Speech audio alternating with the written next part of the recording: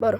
با سلام و احترام دوستان عزیز گرامی، با یک کلیپ دیگه اومدیم خدمتتون دوستان عزیز که دوستان عزیز اگه یادتون باشه و اونایی که دنبال میکنن کلیپ های منو، یه دیفنی ما داشتیم اولوش 2 ماه پیش بلند بود دیگه، لاغر کرده بود، بد شده بود. من از این قلمه گرفتم و گفتم ریشه بزنه و تغییرش رو بهتون نشون بدم. کار ما هم همینجوری هست.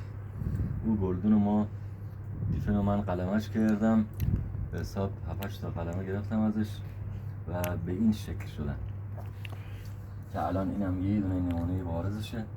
من از یه گل 7-8 تا گل تولید کردم که شد از تولید به مصرف و بخوام هم برای خونه خودم به قولم گل تولید کردم، جایی هم بخوام برم دیگه نمیرم در مغازه یه گل چند برابر بگیرم که آیا سالم باشه خراب باشه.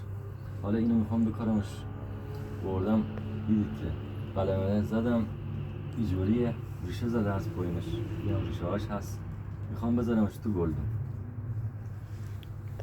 ابتدا یه چند تا سنگریزه میریزیم توی گلدون، باز طبق همون گفته های قبلی که این زیر کشیش بقولن از دست نره و خاک تو تای باغچه تو گلدون نریزه، گل نیاد. و اکسیکالوریدمس هم دادم به خاک کوده برگی که قارچی نشه.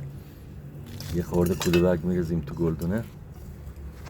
به این صورت راحت شما هم میتونید خونه همچه کاری بکنید.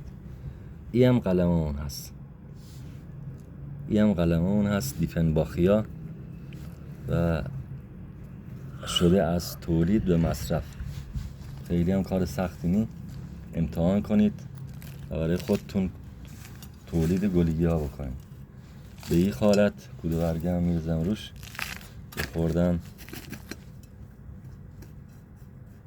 میچپونمش صفر بشه و بشه خودش یه دونه گلدون و میذاریم تو خونه خودم. دوستان اگر که از ویدیوهای من خوشتون میاد و این بنده حقیر رو میپسندین، ویدیوهای من رو سابسکرایب کنید که